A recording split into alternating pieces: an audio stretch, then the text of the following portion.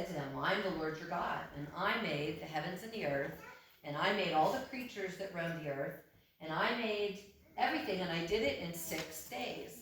And on the 7th day, though, I chose to rest. And that's this is a command I give you, that you also rest and keep this day holy. Now, the one thing that is in here, and of course we're going to touch on that later, the one thing that you'll notice is it says,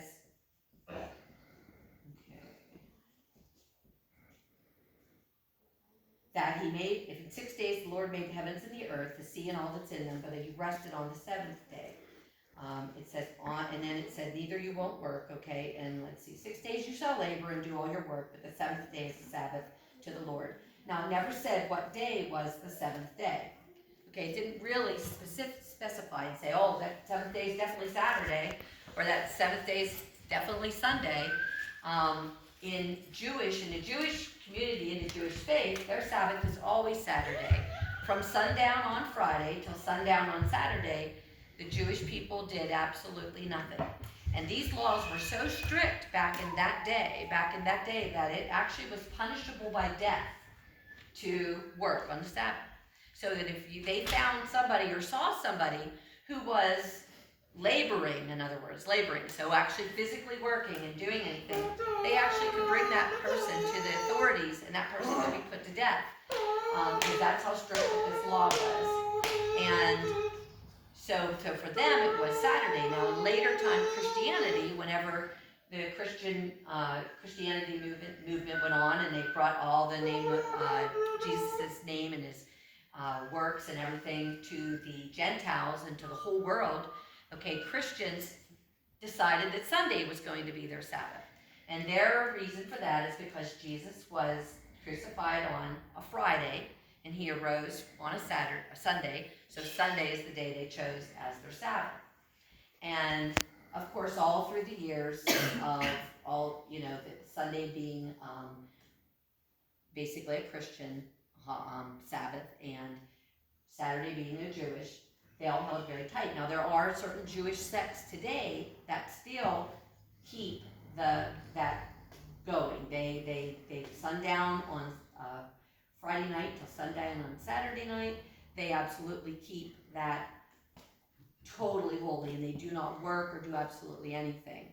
So what we're going to take a look at today is, well, how does that translate to today?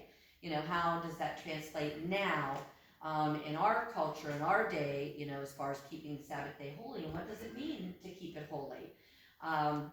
Back when they did do that, and they, of course, was punishable by death, that was very serious business. Well, when Jesus came, and he came into our world, and he walked among them, the Pharisees were always trying to trip him up. They wanted to get him on absolutely anything they could. So one day, out in public, he healed a crippled person. He healed them. He took away their infirmity. So, of course, the Pharisees went running with that and said, you worked on the Sabbath. It happened to be on the Sabbath day that he did this. You worked on the Sabbath. Don't you know the law? You, of all people, should know the law. The law is, and Jesus said, I came to fulfill the law. And that there is never a time, basically, and I'm just going to make it in regular words, but what the Bible basically said, and what Jesus said was that anytime you ever can help anybody, that is not breaking the law. Okay, when you help someone, that it was totally okay to help someone. So that translated in later years, as you went through all the different centuries that went by, that sure, things were closed and people didn't do anything but go to church on Sundays, but hospitals were always open. Anything that was social services, anything that could help somebody, were allowed to be open. Because in our lifetime, we had things that were called blue laws, and they prohibited businesses from being open on Sunday. But as years have gone by, that has kind of gone by the wayside. I would take, for instance, this town, which I've lived in my entire life, and this town at one time supported 4 stores.